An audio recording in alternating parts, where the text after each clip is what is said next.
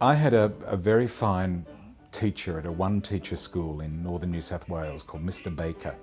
And when I was going away to boarding school, he wrote in my autograph book, remember when we all had autograph books? He said, "Whatever you are, be that. Whatever you do, be true. Straightforwardly act. Be honest. In fact, be nobody else but you." And he didn't know who'd written it. I didn't know who'd written it. And it wasn't until D'Oyly Carte released a recording of Utopia Limited, the full recording back in about 1976 or 77, that suddenly the mystery was solved. It's the words that Mr. Golbery sings to the girls in Act 2 of Utopia Limited. So that was my first experience with it. I didn't know it at all. Well, I knew it existed, and I think I probably saw an amateur production of it at some point in the 1970s, but I didn't really get to know it until we started preparing for these performances. Some young lady is selected, poor perhaps, but well connected, whom you hail for love is blind, as the queen of fairy kind. It's a satire on the British colonialism, I suppose, and just the whole idea that, you know, the Britons really ruled the waves, and the bottom line is they don't.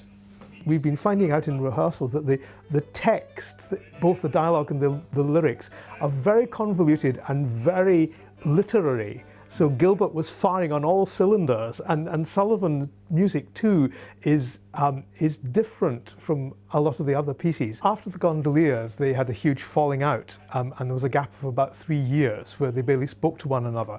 And Utopia was the piece that brought them back together again. Gilbert wanted to be known as the creator of these great pieces. Sullivan tended to want to put it in the background. He loved getting the money, loved going to Monte Carlo and to the gaming tables and all of that, and loved what the pieces did. But, you know, when Queen Victoria tells you that you should write a grand opera and so forth, there was always a sense that he was not quite slumming it. But yeah, I think he wanted to be taken seriously as a composer, right, and felt that the rum-ti-tum stuff that he felt he was forced to write wasn't giving him a proper chance to shine. Although if you look at particularly the later ones, Gilbert really gave him ample opportunities to do that. Yeah. But that was always one of the bones of contention, I think. Both of them were treading on eggshells, that they actually didn't want to offend the other person because they'd been brought back to create a success. And consequently, I think what it has lacked, how grand is this,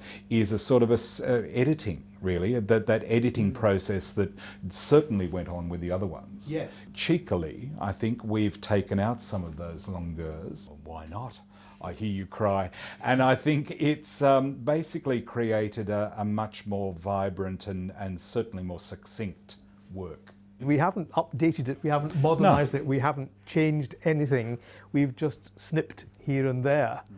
Just to try and tighten up. There's a lot of charm in the piece. It's gentle. There's a lot of gentility about it as well. I just love rediscovering something that there's no way that you can listen to Mikado without the memory of the first time you heard it, the number of times you've heard it, how many productions you've seen, who's done this, who's done that. This has very little performance history, and so it's wonderful to see these people, these great performers that we have, relishing this stuff and making it their own. I think that's quite interesting. Yeah, it's been a great joy to rediscover this piece, because the sort of received wisdom is that it's a sort of poor relation with the Grand Duke, and it most emphatically isn't.